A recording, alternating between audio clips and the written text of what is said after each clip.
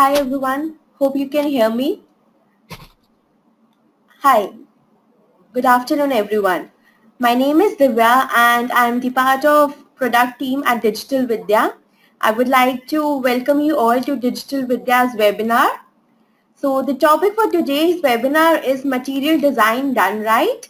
And the key takeaways for the webinar is introduction to material design for Androids, challenges in following guidelines while not compromising on brand identity, pitfalls and common mistakes with examples, case studies of apps who have done it well. And the last thing which we'll be covering is strategy and tips on getting it right. So post this, we'll open the forum for question and answers. In the meantime, you all can just type down your questions in the question panel on the right hand side and we'll answer all your queries once we are done with the presentation. And for leading the session today, we have Robin. He is the founder and UX designer for Parallel Labs. Welcome, Robin. Yes, it's time. Thanks a lot, Vidya. Sure. Thanks a lot, Vidya. Hello, everyone. So we just get started with what we have today. So the topic for the day, for the session is material design done right. Many of us would have heard what material design is. It's the Google's new visual design language, which they started with Lollipop. And what I mean by the topic being material design done right is we're not going to talk. It's not tutorial on material design or teach you what material design is. So what's happening is with the wide spread acceptance of the language, all apps are looking same. Like apps are losing their identity. What we're going to talk about is the approach we should take to create a great user experience for your mobile app while making sure that your brand identity is not compromised. So we just get started. So apart from what Vidya mentioned, I just this change in what we're going to talk. So introduction, there is why material design, why do we need it and what it is actually, pitfalls, how do you express your brand, a key topic called devils and details, some case studies, some inspiration and takeaways. So let's get started with it. So we start with introduction video of material design.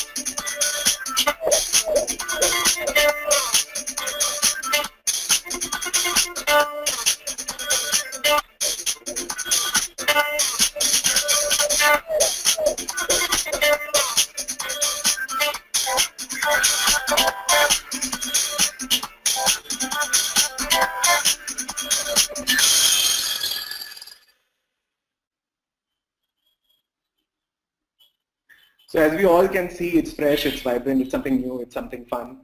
So we start by talking about why do we need material design. And so what I've been informed, we have a mix of some people might be entrepreneurs, from sales, marketing, and a lot of different fields. So what I try to do is I try and keep a topic and there's something for everybody and it's not alien to you. So we'll get started with the first thing that we have here is why do we need it. So back in around 2011, we would have noticed that our interfaces for Google products, Gmail, and other applications started getting a makeover. So you'll see that your Gmail suddenly starts looking much nicer and minimal and it's more fresh. At the same time, new of Android 4, which was called Ice Cream Sandwich, and apps started looking better. The interfaces look better, things look better. So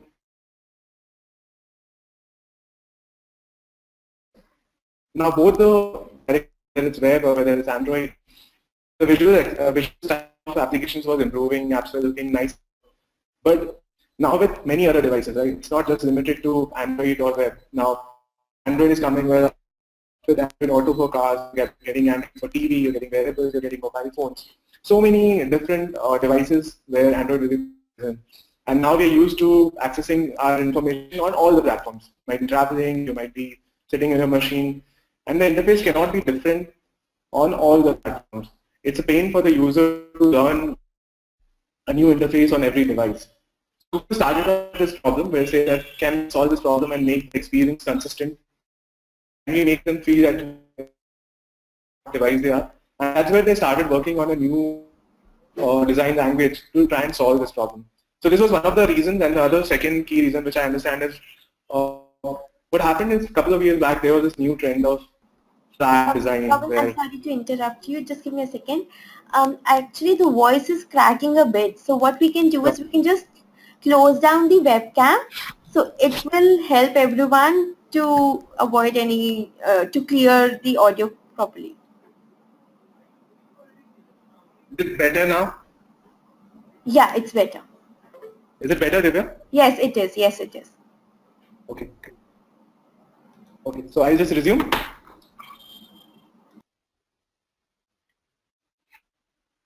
Okay, so Divya, is the sound fine now? It is. It's absolutely fine now. Okay, great. So we just resume.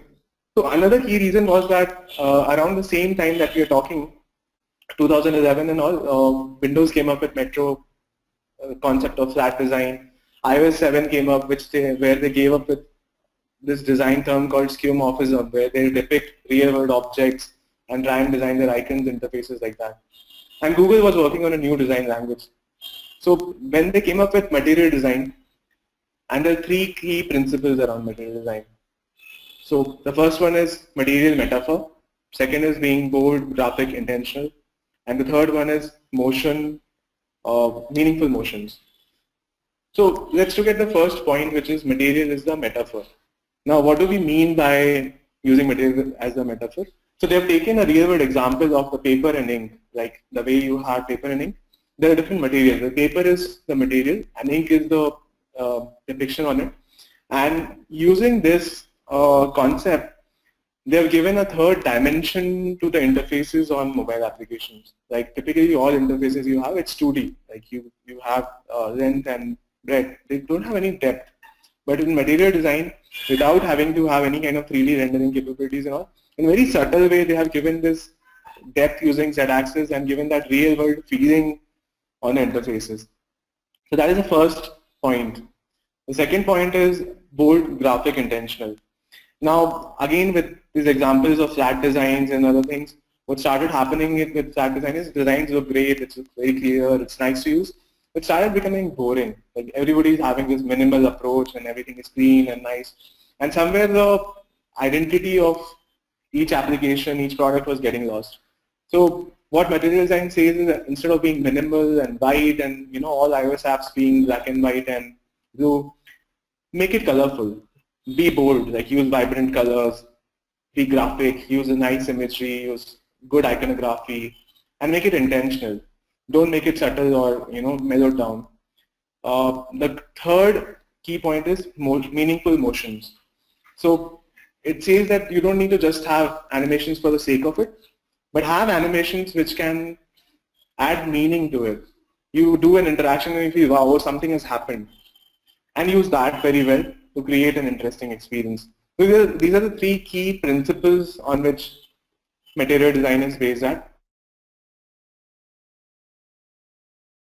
Not go into the depth of each of the specific, because all of the trying is understand with what's of what and we can how we can go about it.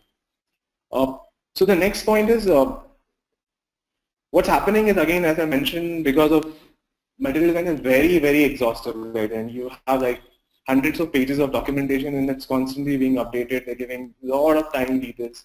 So what happens is we end up just copying something, we like something, we just use it. But what is going wrong? What you should not do? We just talk about those things.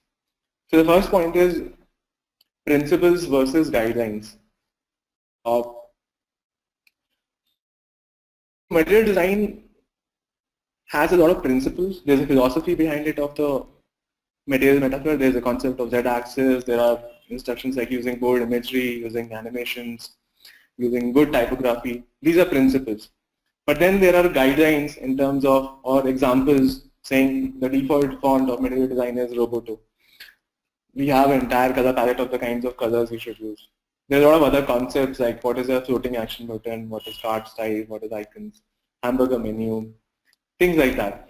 And what happens is that the focus while you're designing any app or you're working on a user experience of an app should be understanding the principles well. And that's where the key lies. But what's happening is most people are just getting bogged down by specific guidelines, examples, UI kits, and just force fitting whatever you're coming on your app, which is not a good idea. So the key point here is that the focus should be on understanding principles by the design team and not just basically follow whatever it is. That's the second point is that since it's a language being pioneered by Google and all Android, Google and things like that, there is a lot of stuff available online from UI kits, icon kits, stock images, color palettes. There's an entire icon font with 800 odd icons.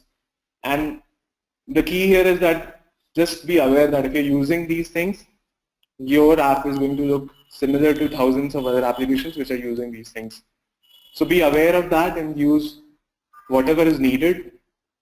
If you can do something unique, if you have specific colors which go well with your brand, if you have custom iconography, you have your own style, please use that. Don't follow it exactly and don't use UI kits as it is. That will just make your app look like any other thousands of apps out there. So don't do that. The third point is forcing design patterns on your app. So the guidelines show about a lot of different patterns, whether it's buttons, icons, card styles, and they're very specific. You should have this much space around it. You should have that white space. Things like they're very, very specific guidelines, which Google is following on most of their products. That doesn't mean that we follow it as it is and enforce it, but that's what's happening these days. So we just look into one by one into some of these examples. So the first point is the floating action button. So all of us might have noticed this nice button at the bottom of many applications coming in these days, which stays there. Even when you scroll, this button stays there, and this is like the key to action of that screen. So for in Gmail, this button does is you can start composing a new message using this button, and many different apps is different things. So that is one of the key points. The second thing we talk about is the card style. Seen this layout coming across very well, whether it's on web design. So we talk about is the activity bar or navigation panel. So let's take this example of the Zomato's application, where they have this floating action button at the bottom, this red color circle at the bottom. So my question is, does this screen really need this button? What a floating action button does on any screen is, it is supposed to be the primary call to action for that screen, and an action which you want to perform all the time. Like on Gmail, it's the compose thing. Like any one of you just hit that button and you're straight away. In case of Zomato, you don't need it. Let's look at how this button works on an actual application. So I'll just open the Zomato app on my phone, and you can see it here. So we see what this button does. So here we have this floating action button. I tap on the plus button. I see a pop-up which shows check-in, write a review, upload a photo, and order online. So among all these call to actions, have you used this floating action button before? So what we did is we internally asked a couple of people in terms of how they have used this. And what we realized is most of the people ended up never having used this button, because Zomato is a platform where you are primarily finding stuff, and once you find that stuff, that is when you check into that place, or you write a review, or you upload a photo. So the question is, do we need it here? This is an example of how we use FAB, and you don't need to just put it just for the sake of it. You see if your app really needs it, it doesn't need it, how does it need to work, things like that. So another example of FAB is the Google's Keep application, which is a application to jot down notes and things like that. So when the latest version of Android, like 5, now we have 6, when 5 launched, Google upgraded all their applications and the Keep app came up with a new FAB, this red color button that you're seeing at the bottom. So the moment it came, me and I've seen many reviews and comments online on different forums, people started hating it because the way we used to use this Keep app is to jot down quick notes.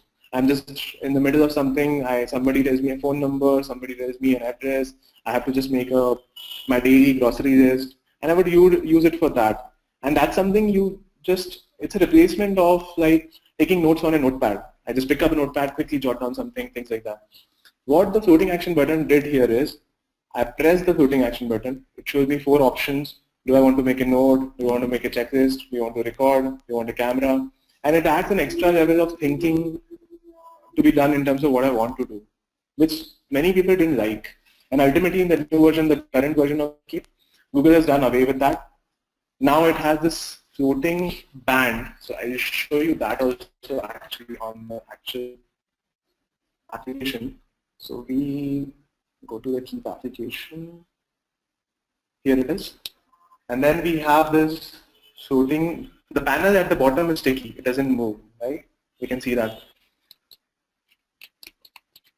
So now what happens is with this new floating panel instead of a button, when I see it and this slide band there where I feel like I can type, this band at the bottom is like a SMS or a WhatsApp input field where it just invites you to start typing right away, which is much more intuitive and easy to use than a floating action button. So the point here is that, again, do whatever your app needs. If your app needs a floating action button, you use that. If there could be a better way to get people to use it faster and easier, use that. So here, Keep again updated and move to this. So again, the guidelines have a lot of specifications regarding how cards should be. There should be certain type of shadows around it. There should be certain space and things like that. Which we'll take an example of Facebook. So this on the left, you see the first version of Facebook that they upgraded the moment material design was launched. So they have used this concept of paper. As you can see a lot of hierarchy. Like if you see the post here, the image has a certain feeling of an elevation compared to the rest of the things, and it is using that concept of paper and different layers of paper that material design has. They launched with this. I think many of you might have used it because it was there for quite some time, but the latest version of Facebook again does away with that. And I think the reason why they're doing away with that is that because although it might look nice or whatever, but they have experienced that this version is much more non-intrusive and very smooth, and it's not distracting. When you're browsing like hundreds of posts on an app like Facebook, like we do, like we just keep scrolling, this happens to be a little bit of a distraction, whereas the other version is not. So although the guidelines say that you shouldn't use this, you should have this kind of spacing, you should have this, that, they have done away with it. So see what works for your application in terms of cards. Does it need this kind of space? Does it need that hierarchy? How do people feel it? Experiment a little bit and then decide. A similar thing happened on Medium also. So on the left, you're seeing the first version of Medium on material design. It perfectly follows each and every principle that they have given. It has a tab bar, it has an activity bar on top. So the bar on top that we see, which has the menu icon, the name, the plus button and search, is called the activity bar. And then we have the tab bar. These are exactly the way they are described in the guidelines. The cards are exactly the way they are described in the guidelines. But then again, they moved away to the version you see on the right, where they have brought in a floating action button, but they have done away with the card style. So at one moment, they're following something that the guidelines are saying, like bringing in FAB wherever it's needed. But they have done away with following the exact card style. They have made the navigation bar, the activity bar as black color to just bring the complete focus on the post that I'm seeing right now and not distract me with so many other elements. If you see the left and right, the right one is clearly very focused on the content versus the left one has a lot of other elements which are coming in between. Like you can see, like there's no hierarchy in terms of content. On the right, you clearly see the content and nothing else comes in the way. So this is one example. Now, so this many of us might have used this very popular project tracking app called Trello. So Trello is an app which follows a card-based layout. You have cards of different things that you do. You have, okay, this is what I'm doing, this is what I've done, and just move things around between cards. So when we see Trello from the perspective of following a one guidance says that you cannot have a list inside a card. So here, when you see my screen, doing as a first thing is a card, send out invites is a list. What guidance says that you cannot do that. Now, this is how Trello works on the web. This is how they work on other platforms. So the question they had, which they have shared in their case study, is that they were in a dilemma whether I should follow it, whether I should not follow it, how should we go about guidance. And they decided to stick with it because if they move away from it, then they will be having inconsistent experience. They stuck to it irrespective of not complying to the guidance 100%, and that is the core message of this entire set of slides that we are seeing, that refer guidelines as guidelines, not as rules. We don't need to blindly follow everything. So just go deeper into what makes sense the particular app and follow that. Similarly, there are navigation patterns that you will see in all your apps. Every app follows a different pattern. So on the left, we have an app, a blogging news reading app called Flipboard. Then we have Twitter, and then we have Google's inbox application. All of them have slightly different navigation patterns. The most common one that you would have seen in just standard, I think, in most Google apps is the one you see on the inbox. The navigation is called hamburger menu, which you see almost on all the apps. But we don't need to follow it exactly. Like Clipboard is an example of a really complex application. Also, the same thing applies to Facebook, where Facebook has so many things. You have Messenger, you have your feed, you have friends, and 10 other things. And probably in Hamburger do justice to it. So they have devised a navigation pattern. You can just explore all the different options, what matters for you, what doesn't matter, and choose it. Similarly, there's an example of an app that we are working on the left. You can see an app called Boomer. Now here in this app, we chose this specific design pattern because we wanted the brand icon that you see on the top to get recognition fast and just establish its mark in people's minds. That people should start recognizing the app with that symbol.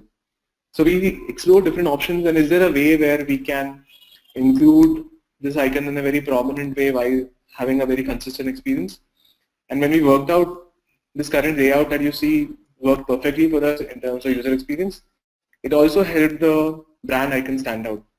So the decision to choose what kind of navigation pattern that you want to use, whether you want to use any of these, you want to use this or anything else, is totally dependent on your priorities in terms of what kind of content people want to access, what are the different sections they want to move into, how important is a specific section, and things like that.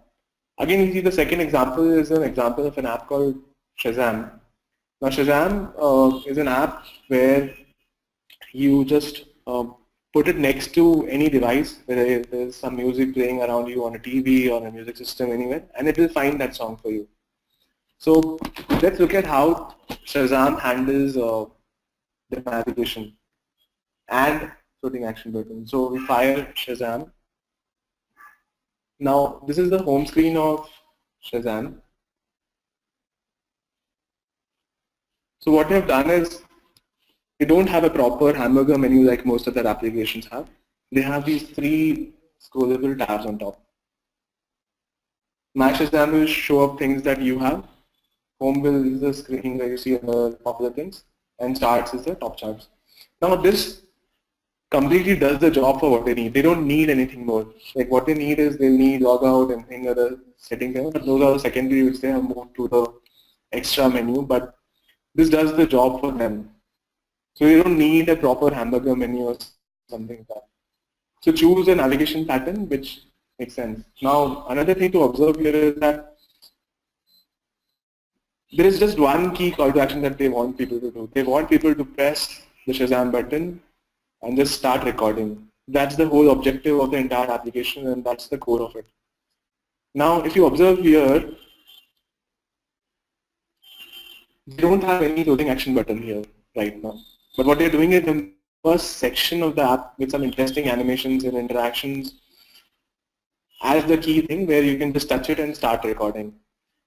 But what happens is when I start scrolling and I've gone past that section where I'm just seeing other stuff, which is what is new, what is recommended for me and things like that, they're bringing in a floating action button here, which reminds me that at any point of time, wherever I'm browsing, the one thing that I'm here on the app is start recording my music now and find a chart. So this is a very interesting example where they have used the floating action button, which is the floating action which always stays there, and the home screen first section, a very interesting way to drive people to do everything the app is intended to do. So that's Shazam.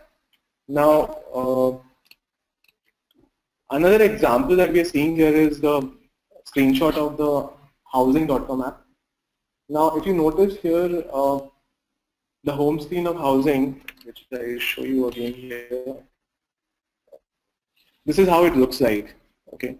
So what they've done is, again, the navigation doesn't look like any other typical app. They have designed in a way where it has some unique character. It looks different. It has a nice big background image. It has their name on the top. It has many options. And it has these 4 tabs for 4 starting points.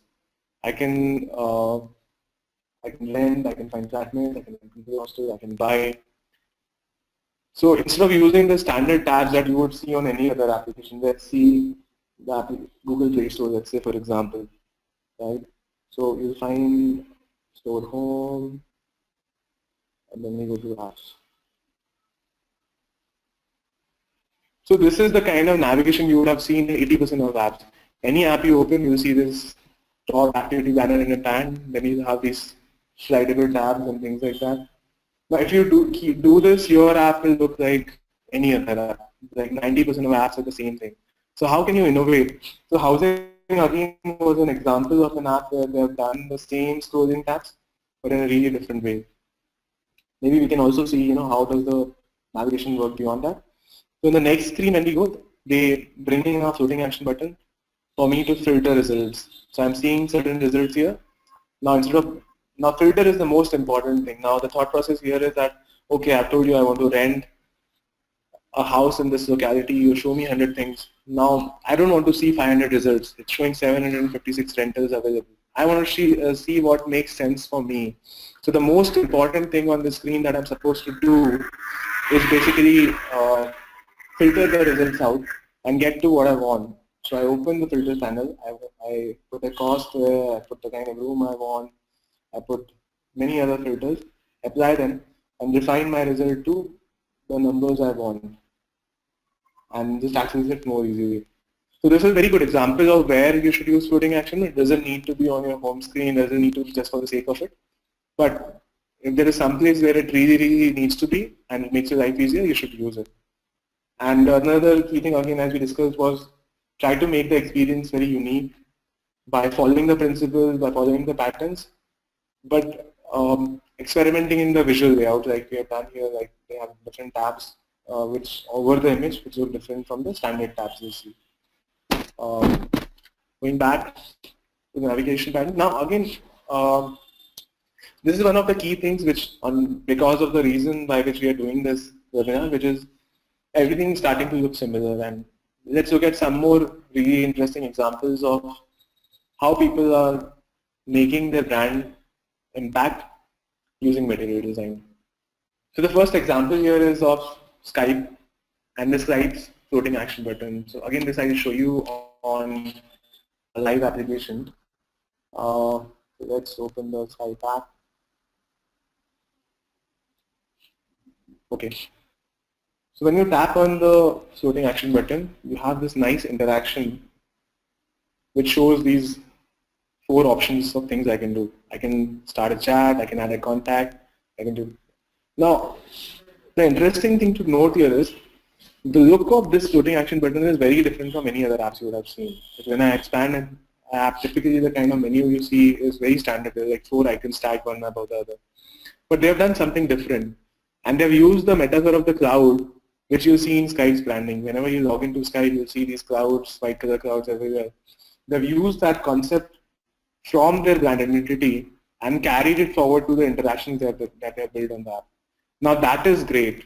When you see the app and you use this specific feature, you find it, you connect it to the brand identity. You find it unique. It's not just any other app and just doesn't look like any other thing.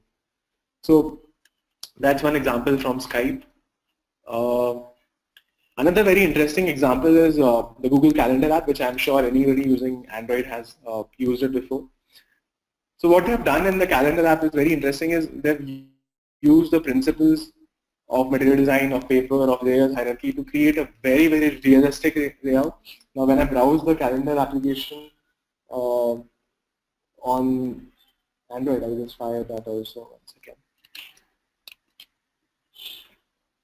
So when I see the application and I see different layers, the calendar, the way they move, things like that, the way they have designed different sections here, the interactions they have done, it has a very unique feel. It doesn't look like any other application. It has some connotations to the real world calendar, the flipping calendar that we used to do. If you see the flipping, the way the calendar comes out, or a lot of other elements, it has that little bit of aspect of real world connect to the calendar app, and the interactions just give it a very unique and experience which is not same as any other application.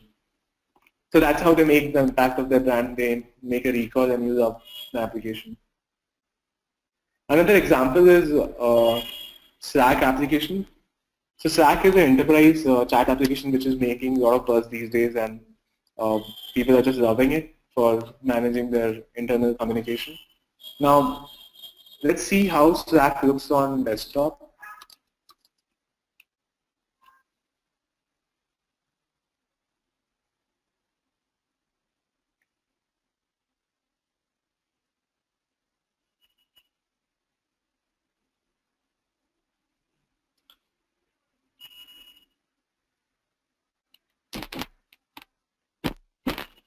So this is how it looks on the Android application, which is really, really consistent with how it looks here, which I can show you if it opens up a little faster.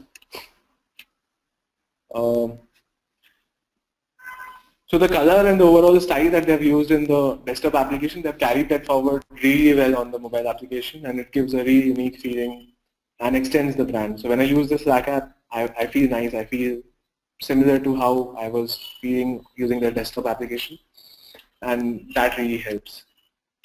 I don't think it's opening up, so we'll just move on. Okay, this is one of the apps that we are working on right now, where we try to experiment how we can use some material principles to do something different. So this is a checkout screen of one of the apps, and how we have done it is there is a gift card that you see here. The gift card is placed over the activity bar and the content area, so you can clearly see hierarchy. The first thing that you see in terms of elevation is the gift card. Second thing you see is the red color band, and then you see the content area. So again, that principle of bringing in hierarchy using Z-axis and shadows and positioning, we are trying to give it a little unique feel than any other app. So when somebody checks out, we don't make a stand. Again, another thing that we have tried to experiment here in this application is we have not followed the standard tab style that you see on all apps. So you see these sticky tabs that you can scroll through. Again, we have tried to experiment here by doing the tabs a little differently to give a little unique feel to the app and not make it like any other application. And this all is done by following all the guidelines. We're not breaking any rules, but we're trying to do it a little differently visually to make it more interesting and memorable. Again, this is one app that we're working on recently, and again, we've tried to use colors very well here to make it more vibrant, bold, good typography and things like that. It doesn't need to be boring like any other application.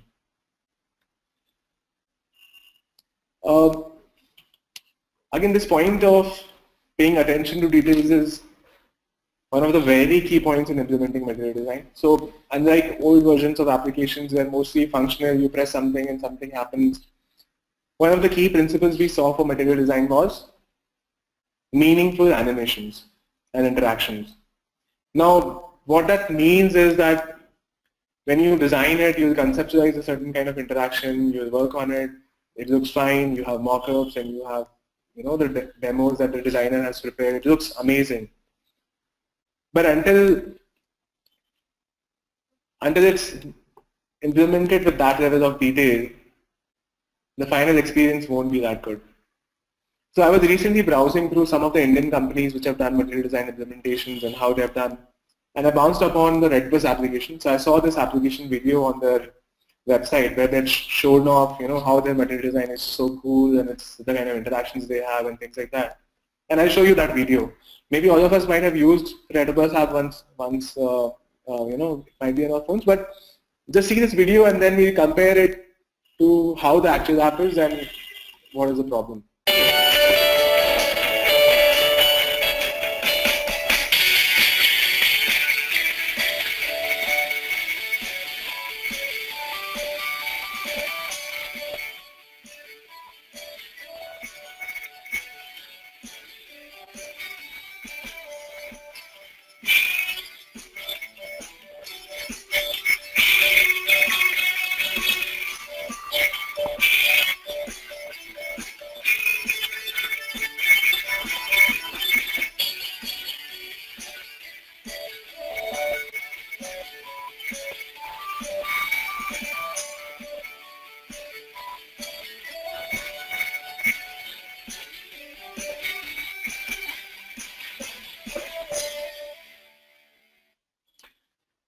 So the video was quite impressive, the designs were great, the interactions were great, overall it was fun. But all of us have seen the application and how does it look?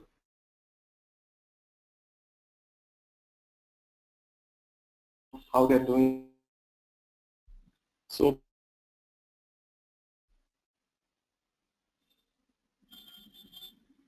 we see certain listings for a search results. Now if you compare this to the video we just saw, I don't know if you have noticed or if you can easily spot out or not, but there are many fine things. Like for example, the filters that we have were different in their actual design. They were using a mini floating button to show that kind of the way they are. Okay, let's do it again.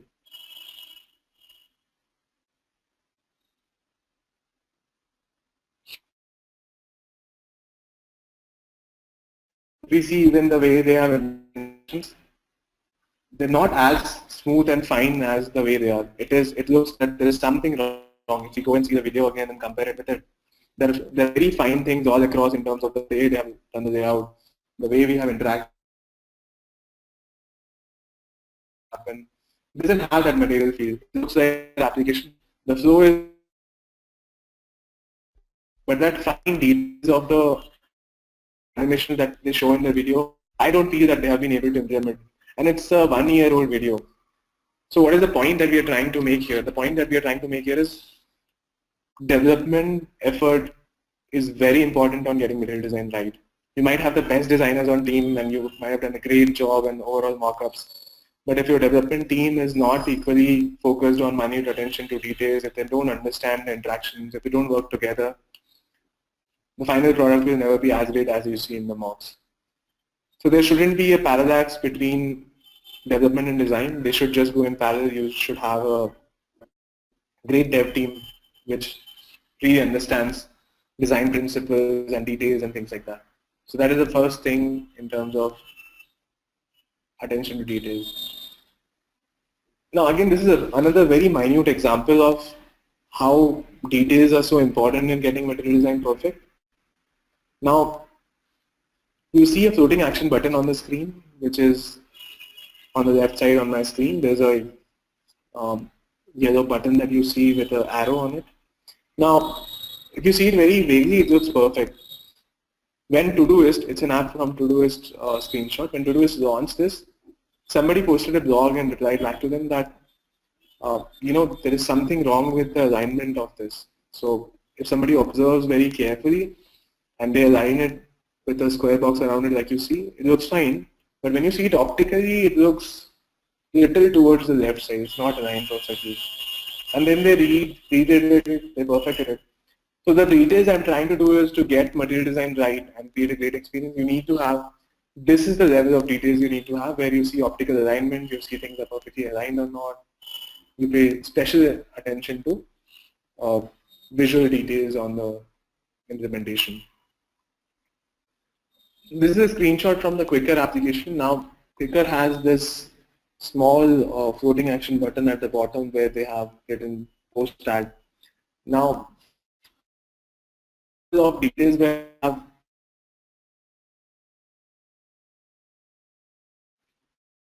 there's a text also on it, which is all, and they're not following guidelines here where there shouldn't be a text in it.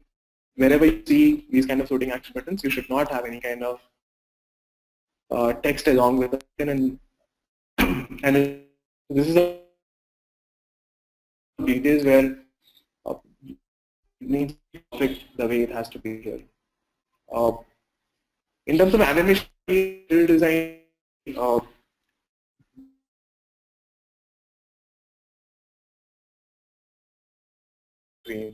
so I just made this small video here to just show you. Just please observe very carefully how the animation starts off, takes a peak, and slows down. So this is a curve. This is a curve of how an animation should go smoothly. So material design is a lot of specifications on any animation where it should just go, should start. Let's just think of it like how would you drive a car and start slow and pick up speed and then slowly stop. So that is how smooth your animation should be, where it's not jarring. Suddenly something comes jerky and it's irritating and things like that. That shouldn't be happening. So again, this is a very important detail which takes a lot of effort to perfect and get it right, where your animations or interactions on the design should have this curve where they start slowly, pick up speed, reach the top of the curve, and then in a very symmetric uh, animation. Now, let's look at some of the case material and how they went about it. So I've been seeing a lot of case studies and a lot of apps coming out.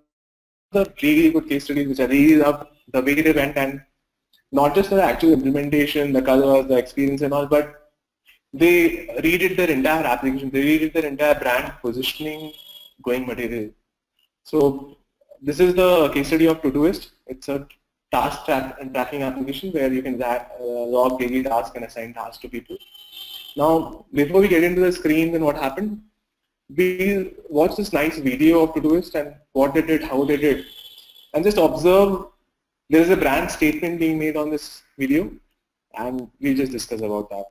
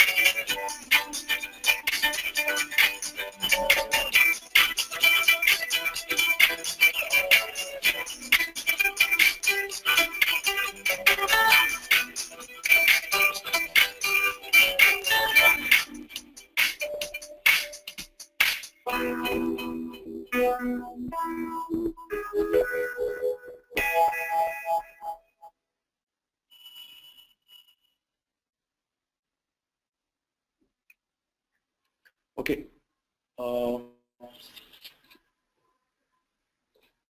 They're trying to show what they have done, how they have changed. They spend a lot of time coming up with their material design app, and with this intro video, they're trying to show a glimpse of what they have done. So they are not just changing a new, they've come up with a new experience, they've added a button, they've changed the style of certain visual elements. They've not done that. they're making a brand statement and moving from what they were to what you see now, which is Todoist was a very boring, minimal, very clean, very nice application, white and grays and things like that, no distractions, to a very colorful and bold brand that they are now coming up with, which you see in the video. They have tried to depict in a very fun way how Todoist has changed from being this black and white boring office to this fun and colorful startup kind of office where there's a lot of fun happening around, people are wearing colorful dresses and there's a lot of interactions. And so the point that they're trying to convey is they've moved away from being a very simple, clean application to an application which has a lot of character, which is bold, which is interesting animations, and it is fun to use. So the statement, underlying statement is task tracking and assigning tasks is no more a boring thing. We want to make it fun. And that is how they went about the entire exercise of doing a material design redesign, a material redesign. And so let's see what are some of the takeaways from this exercise that they have shared on their blog, and what is the outcome. And these takeaways are basically just for us to understand on when we approach trying to do material for our app, what are the things we should keep in mind, how we should approach it, and things like that. So the first point they have given is about their scheduler. So they had the scheduling screen where you can pick when do you want this task to be completed by.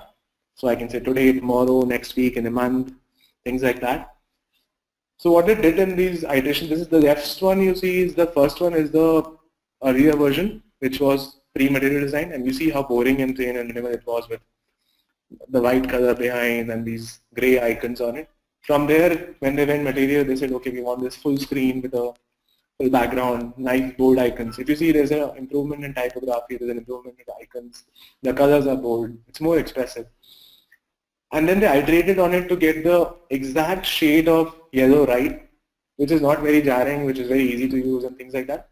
And in the third iteration you see, they added an extra option to choose a custom date. So I can choose today, tomorrow, next week, but I can also choose a specific date I want, which is the option they added in the third iteration that you see here.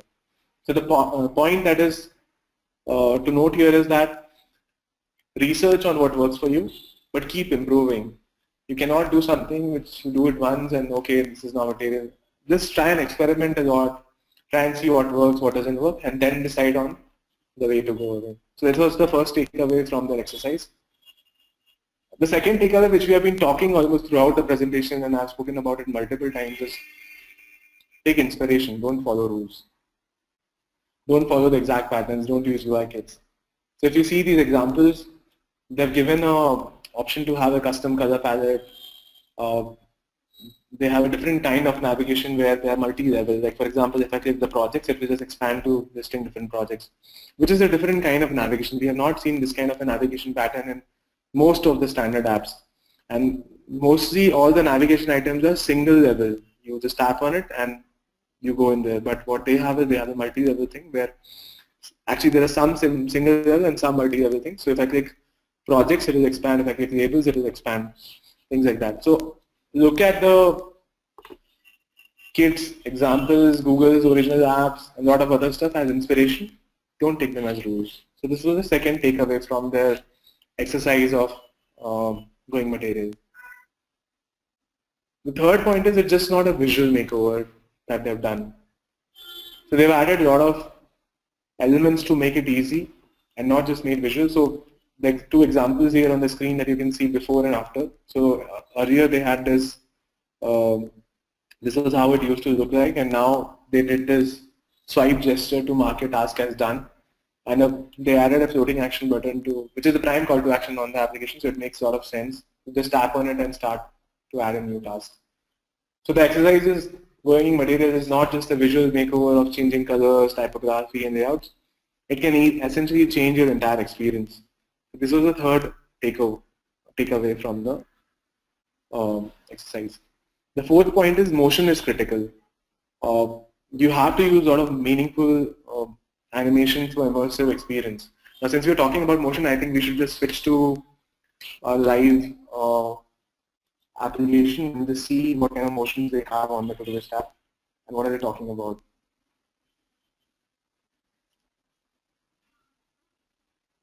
So you see one of the projects, this is all the list of projects we're working on. I pick up, joy.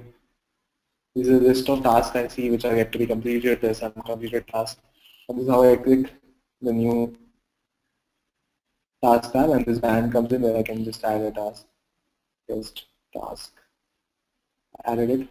Now I want to mark this task complete. I've added this swipe action. On the right, if I swipe, they give me an option to choose when do I want it to be scheduled. So I say I want to do it next week. But if I swipe it on the left, then it says it's done. So they've used interactions really well apart from the design here. So this is the fourth takeaway. The fifth one, which is again a very interesting point, and I have not covered this point much in this presentation because there's so much to cover, and we can't talk about everything. So the one very important point which we just discussed as the first thing in our presentation is that material design is designed to be a universal visual language for the experience of your product across devices, whether it's your Android device, whether it's a phone, whether it's a desktop, whether you design an application for a wearable or a car screen, can we make it consistent and similar? And this is what they're trying to do. If you look at it, this is a web application that you see. It's actually on Android on a different size, but this is how it looks on the web, and the local applications is how it looks on phone. So they've tried to create an experience where it's not just redesigned into material for phone, but across, which is very important. I would just like to ask Divya, how much time more we have to continue on? Around 10 minutes. 10 minutes. Yeah. So there's another case study that we talk about, which is by Trello. So when Trello did their redesign, they did a couple of very bold things in their experience here. So one of the things they did is, which was, if you see on the left, they had this navigation panel where you have this on the left, which opens up the list of all their boards and sort of menus and things like that. They decided to do away with it. And instead they created this new thing that you can see on the right side screen where I can switch from one organization to the other organization or a board using this top option. So doing this decision of going away with the navigation panel was a very bold decision, and they did it and experimented it, and it really makes sense. So this was one of the first things that we did while considering going material. And you can see how it works in this GIF here.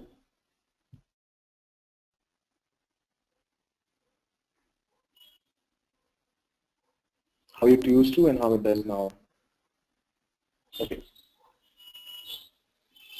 Then we have some very fine changes that they did to make it better. Like for example, you see there are these bands on the left side screen where it's indicating the tags that are marked to it. On the right side, they moved it to these small blocks, making it more readable and cleaner. Like this is very distracting on the left. They did that while going to material. They added other very fine things like some specific kind of shadows and things like that.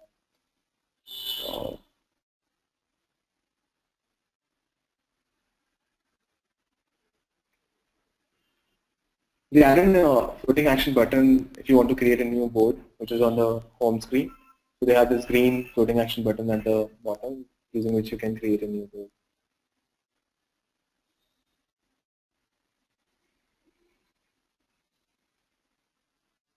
Now, one thing to note here in this case of floating action button here is that it is not the most popular task that I would do considering the entire application.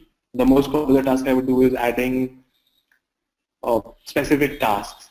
But on the home screen level, it is the most important task. On the home screen, I cannot add a specific task because I have to first select a board where I need to add that, and that's how Trello works.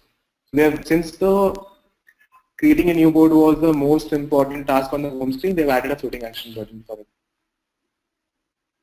This is the activity bar we talked about. So they've done away with the hamburger menu, which opens a drawer and has tons of options, to having a bar on top, which allows you to switch between organizations. So Trello has this concept of organizations under which you can add different boards.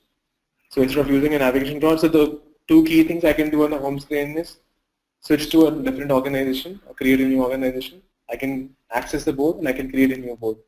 So for doing any of these three tasks, I don't need to see any 100 options. And they've created a very seamless workflow where I can go from the home screen to any specific board and add stuff. Uh, then there is swipe to switch between different boards. They have a scrolling swipe. That's about Trello. What we do now is, it's something which is available, but I want to share this with you because it can help you a lot in understanding the kind of things that some of these apps have done in respective areas in like colors, typography and things like that. So there are a set of very small videos which are chosen by the Google team as the top 6 applications that have implemented material design. We'll watch this and then we'll have just some takeaways and then we'll open it for questions. We just watched a couple of these videos and how they've done a great job on respective aspects. So the first video is Pocket, which is on adaptive layouts.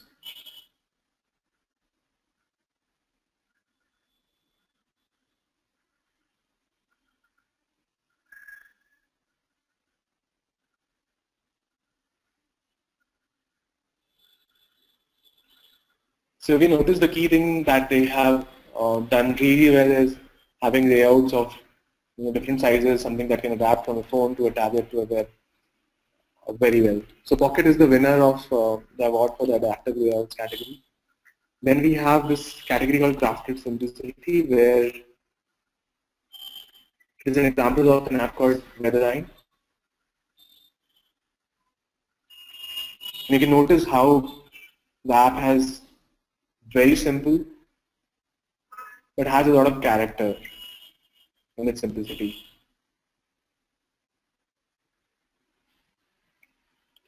The third example is in terms of typography. It's a new example where they've done a great job with custom typography that they've done here. It looks really clean, really accessible, non-cluttered. So this was an app chosen for elegant typography. The another point is immersive imagery. I think there's an issue here. So then there is delightful animations. I think we've got this one wrong. So we'll just do the right animations here. So this is about Tumblr and how Tumblr has used a lot of interesting animations to have a great impact on the user experience. A lot of fine animations Tumblr has done here. And it was chosen as the best app for animations. Then there is seamless browsing. This is app called Tasks. Very interesting on how you can navigate to different things seamlessly.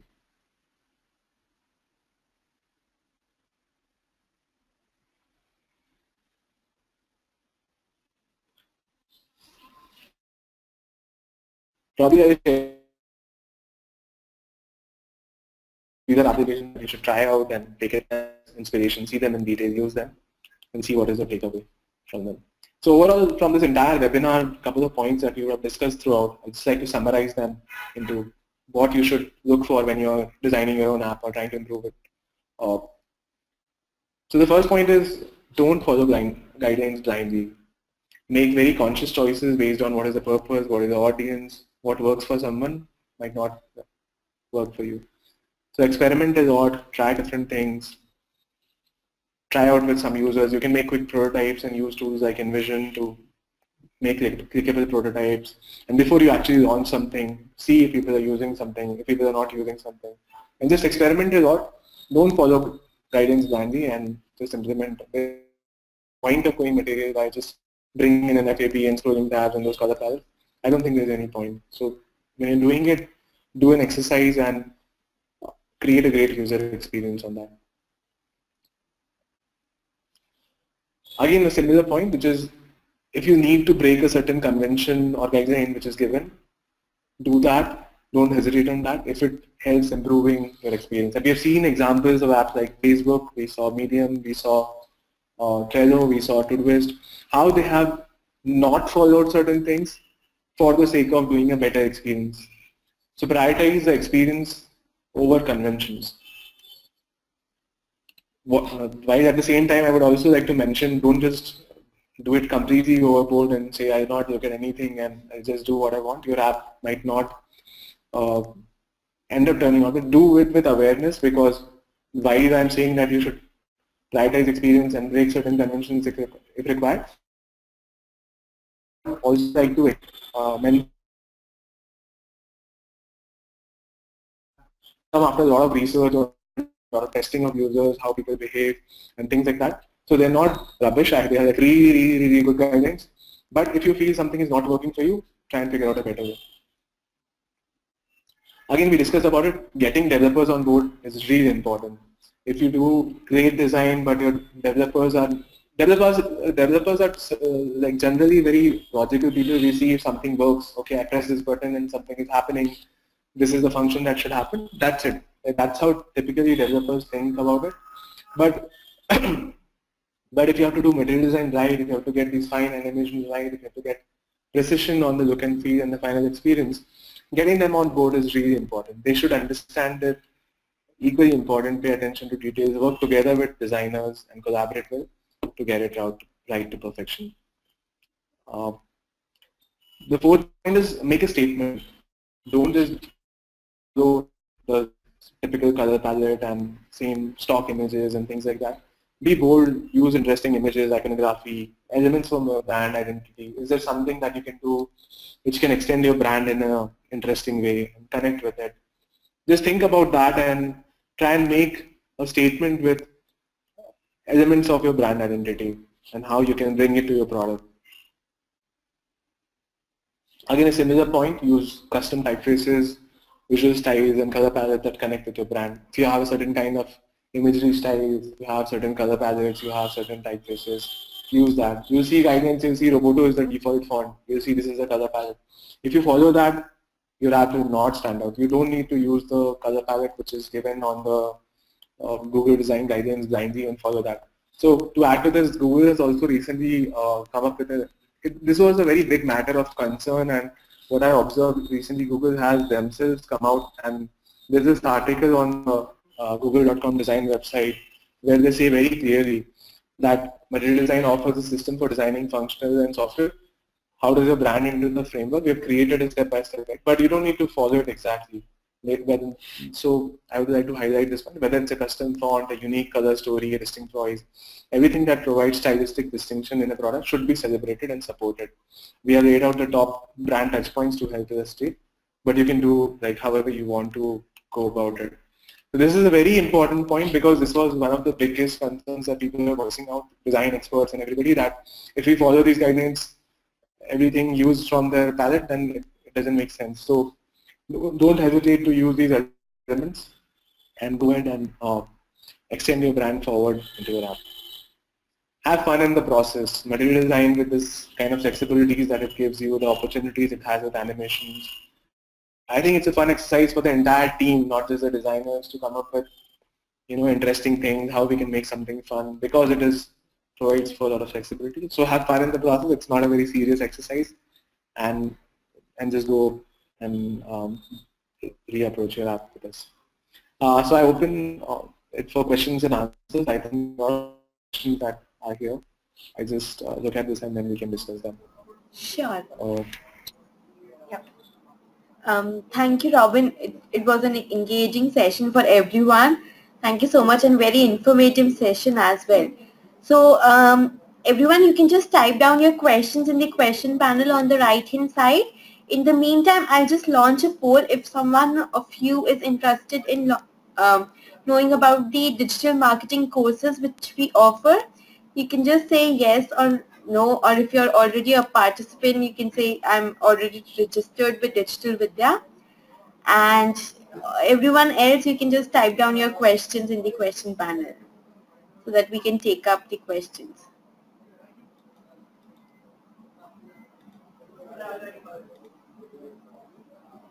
Yes. Going forward, we have one question from Akansha.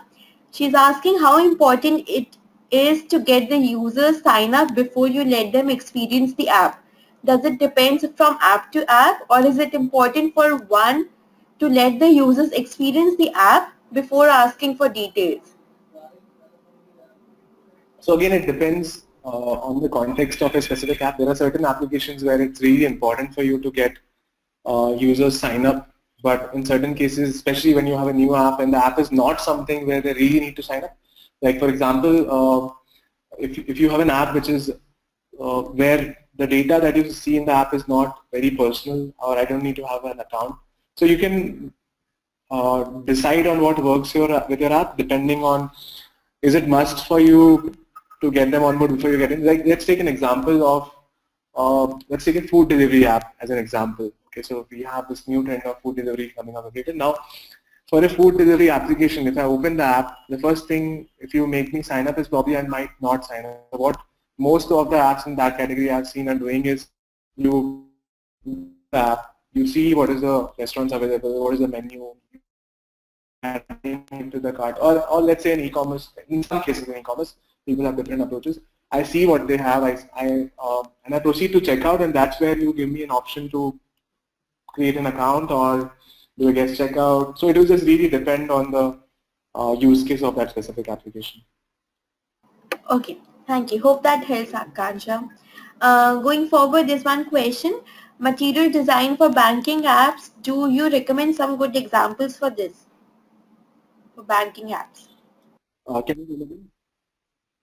Um, the question is material design for banking apps. So he's asking for examples for these.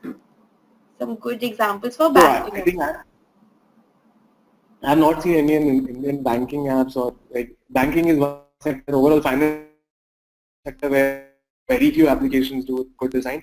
But so in banking, I've not seen. But one example I can give of in this similar space is there's an app called Spendy, SPENEE. You can check out this app. It's app to record your finances and stuff. They've done a great job with it. But in terms of banking, unfortunately, I've not seen some apps which are following guidelines very well, or which have come out really nicely. Um, Okay, that you can do. thank you. Sachin is asking where to start for learning material design for website and as well as for mobile apps. What's the first step? Right. So, right. So here we have a couple of resources that are put on the site. So the most obvious place to get started is google.com/design, where they have a lot of articles, they have a documentation, they have a lot of other things. So everything around material design is there on google.com/design. So that is the most obvious first point to start up. There's another very interesting place if you find that the guidelines are so exhaustive that you might just find it draining to go through them, and you need a lot of practice to go it one by one. So one place which is very interesting to get inspiration on material design is this website called materialup.com, which you can see here, which is like a collection of material design concepts and live examples that people come up with. They have a lot of new stuff coming up daily there. You can just go and see and just get inspired on what you do. Otherwise, to learn step by step, google.com/design is the place to check out. Hmm. Thank you so much. Kunjal is asking why are there certain guidelines when it seems restrictively creative? So it's Right. So yeah. very interesting question. Good. The point here is that when there are no guidelines at all, people just go all over the place. They're not following. It's very difficult. So my understanding on why Google has done this uh, is to bring. Like, they've done extensive research, experiments, and they've laid down guidelines. And so the another point, which is that this is one point. The other point is that I believe in all over the place, most applications are not always designed by user experience design. Many times developers work on it by themselves. You don't always have design resources or design people available in the team to go with the process of building an application. So having a very extensive design language, specification, spacing, fonts, icons really help them. So when developers go about it themselves without designing it from scratch, they can do a good enough app It's not something that stands out by themselves, which I think is the key motive on why Google, apart from having a design philosophy, has also laid a lot of emphasis on going very specific, so that the people who are not designers themselves can use these examples and specific things to make an app which is decent enough without having to bother. Okay. Kunjal is also asking, you show the app real time through your phone. So what's the software you are using for creating such a fabulous PPT? For PPT or the live applications, For the live live demo from. application, yeah, it's the live So we're application. using this application called Advisor to cast my phone directly. So what I felt is that if you're talking about interactions and showing experiences, showing a static PPT might not give that experience. So it's very important to show live examples on how these interactions work. So we're using this app called Visor, Vysor. Okay. And Akansha is asking, is there any guideline to have the floating action button on the bottom right? So there are two kinds of floating action buttons. One is this button that we saw all over in the presentation, and the other one is called mini floating action button. So I just probably open the guidance and show you the specific one. Uh,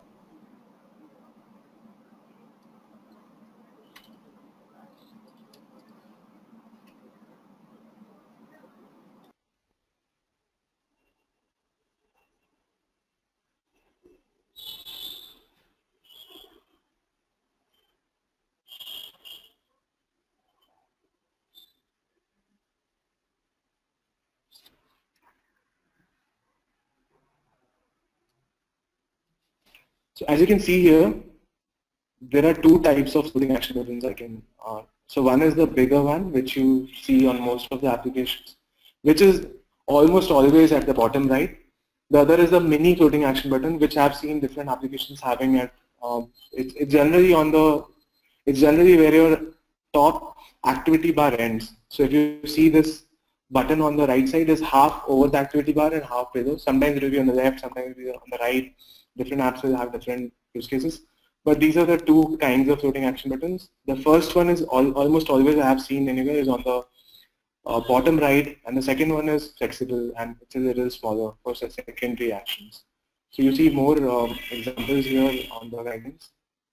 So this is the Photos app, which you can see here, where Google Photos app, where they have this primary call to action on the right side, and the secondary call to action, which is a plus thing to create a new folder or a file on the right side. You see they have given a lot of do's and don'ts for how you have to use it and things like that. Now, again, when we're talking about the floating action button, I just add one or two more points. Is should not have multiple floating action buttons in the same screen, which I mentioned here that you should not do it. Yeah. Okay. So we are taking the last question. If we have missed out anyone else's question, you can just drop us an email and we'll answer your question one-on-one. So the last question is from Arun. If we have a plan to start a food delivery app, we have experience in digital marketing. How will we start in app base and how much will it cost? So you're starting a food. So he's starting a food delivery application. Yes, yes, food delivery. So the approach to this again would be depending on what kind of circumstances you have in terms of how you want to approach it. And so you, as a first step, will be designing the specifications and experience for it. If you are a bootstrap startup trying to get the first version out, you might want to try out some of the readily available material kits or things like that to do it yourself. Or you might want to get a professional on board who can help you with the design for your experience. That's the first step.